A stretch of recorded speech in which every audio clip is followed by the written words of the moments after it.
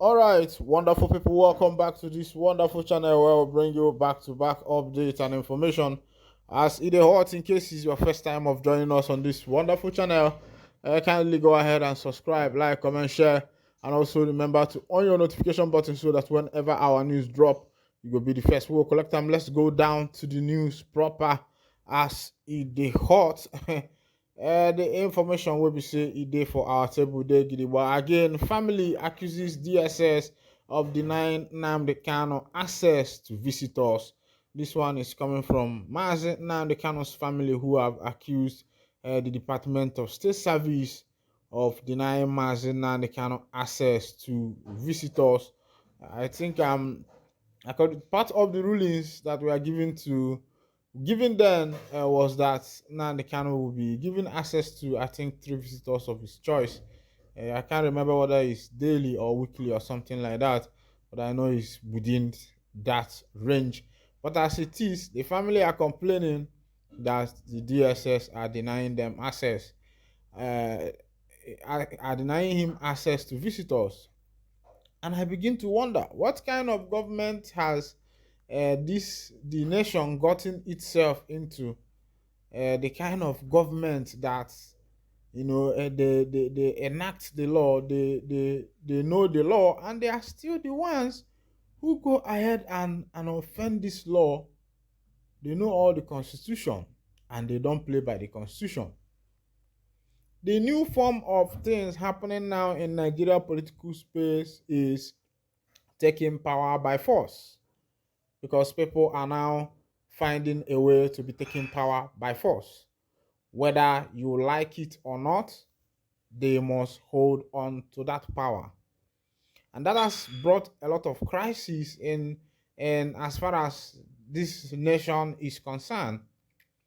Because when you want to take over office by power, you find out that the opposition will not allow you to do that. From there, you see what is called chaos.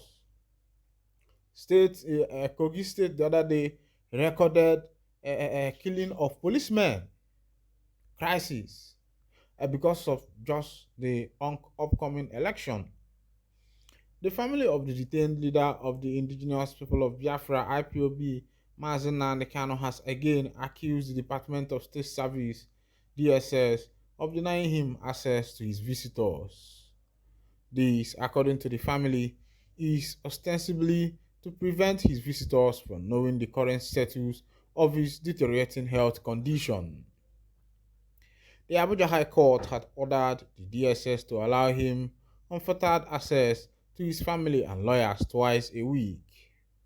Kanu's younger brother, Prince Emmanuel Kanu, who spoke with Vanguard, said that none of those who went to see him on Thursday was allowed to see him. He wondered why the DSS would suddenly decide to deny Kanu access to his visitors, an action he said was a flagrant violation of court order. Crime foul. The family alleged that such action raised suspicion that the secret police had something to hide.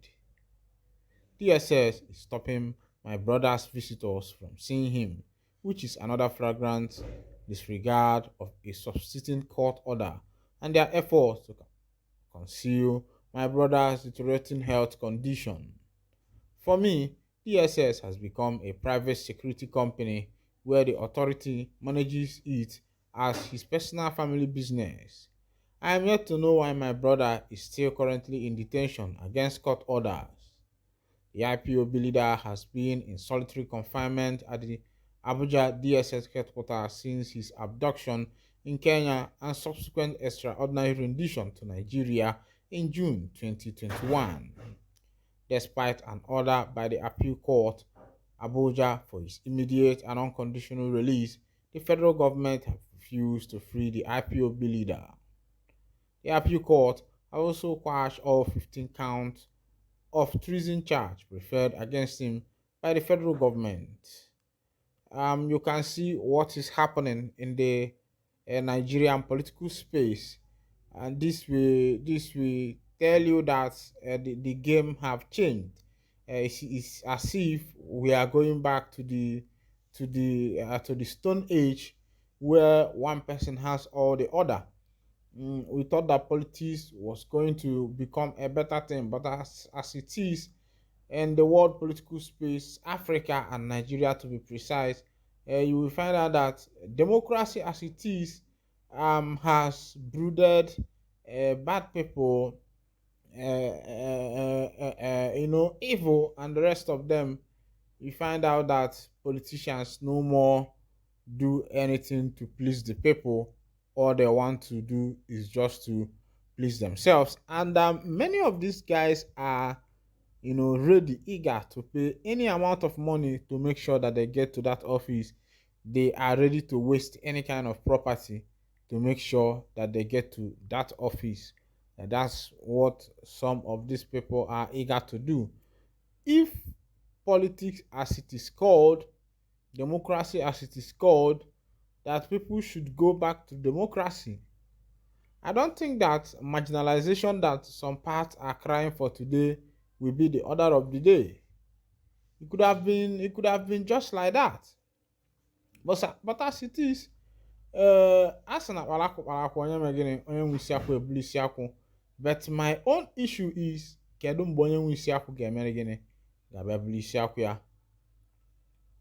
New approach to thieves. This one is coming from the Inspector General of Police, the AIG. In Anambra State at the moment, there is a new twist surrounding how thefts are carried out in recent times. Okechukwu Onuebu reports that a number of persons have fallen victims of the misdemeanor. As the economy bites harder across the country, some unscrupulous elements among the youths are devising means for survival through stealing of raw and cooked food as well as cell phones in Anambra State.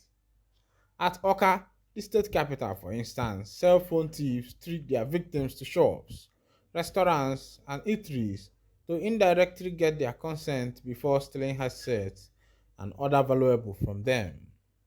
Some criminals bring their victims as friends, then order for drinks or food while targeting their handsets and other valuables.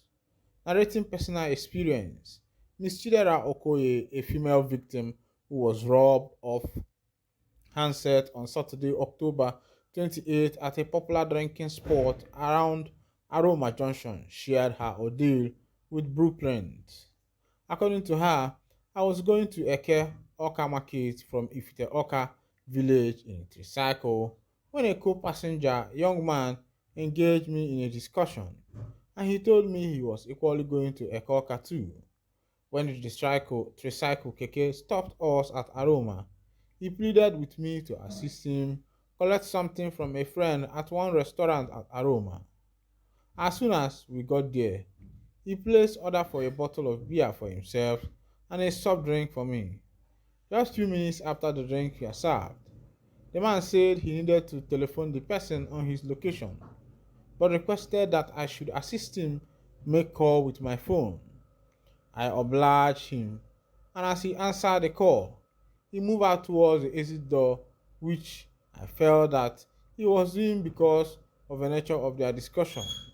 But as I waited for him to come back, I never knew that the man had disappeared into the street with my phone, she said.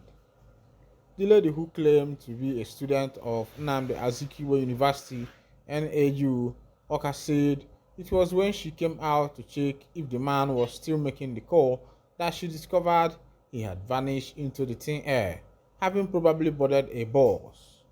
While I was faced with this serious psychological trauma, the barman told me that the man had not paid for the drink and that I should pay him before going anywhere.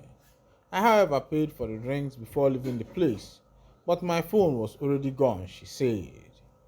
The young lady, who suspected that she was hypnotized, advised people, especially ladies in Oka, to be very careful. Another source, Mr. Okuchi Cosmos, who corroborated the account by the victim, alleged that the criminals usually dress responsibly to confuse their victims, not to understand that they are evil men. This type of crime is now gaining ground in Oka and Okwono areas. Just 3 days ago, a similar thing happened at a joint in Okmono, Oka South local government, and the victim said her bag containing important documents and money was stolen, he said. Sometimes in June, a female journalist, simply known as Miss Mary, was equally robbed of her Android phone by a suspected one-chance syndicate while in a tricycle keke from Aroma heading to her home at Ifite, a village in Oka. When the keke was moving, someone else stopped, and I was asked to adjust so that the passenger will come on board. I moved to the center and he came on board. All I could remember was that after I alighted at my bus stop, I checked myself and discovered that my phone was no longer with me. It was probably taken away by one of my co-passengers before I alighted, she noted. Mary's encounter was similar to Mr. Emmanuel Onwubiko's experience around April 2023. Onwubiko, a technologist in one of the federal institutions in Anambra, was robbed of a wallet and Android phone while on a bus heading to Ekoka through Ifite, Aroma axis. He recalled that two young men seated before him in the car made him to sit between them, and all he could remember was that his phone was no longer on him by the time he alighted at Ekoka Market. He said, meanwhile, the young men stepped down from the vehicle before me. They came down around Emma Nnemeka Emo's house. I didn't suspect anything because I held my small Nokia phone making calls, while the Android was in my pocket. I want to advise people to make sure they hold all their phones in their hand and monitor it intimately. That is how best they can escape the one-chance operators, he added. Security Council, a senior police officer who pleaded not to be named, advised residents and environs to be more careful, especially with the coming of the festive seasons. This, according to him, is because criminals are changing tactics every day, even as he noted that the media and security agencies have the responsibility of updating masses on new methods adopted by criminals in order to avoid people falling victims. More of the incidents besides cell or Android phone theft. Some thieves are currently going after foodstuffs, drink and beverages around Aroma and other parts of Oka. A fortnight ago, a young man was caught by Reese Pharmacy and Supermarket located at the same Aroma junction. His offense was that he was caught early Saturday on October 28, 2023 morning vandalizing Peace Supermarket's fridge containing drinks and beverages. An eyewitness told Blueprints that the young man was caught early Saturday, October 28, 2023 morning vandalizing Peace Supermarket, Aroma Oka. He was tied to the electric pole with hands at the back. Crime in Aroma axis is becoming something else these days. According to the eyewitness's account, when asked why he was engaging in the act, the suspect said he stole the soft drink from the property and dashed out to friends for merrymaking. The management of the supermarket was overheard saying they have noticed that their fridge locked outside had been vandalized for long, with many soft drinks usually discovered missing. The suspect was tied to the electric pole with hands back for some hours before he was set free. My people, when I don't see as it happen, Obodo, Don Jaja, and I go to wind down the curtain here. If this is your first time of joining us on this wonderful channel, kindly go ahead and subscribe, like, comment, share, and also remember to on your notification button so that whenever our news drop, it will be the first we will collect them. Thank you for listening. God bless you.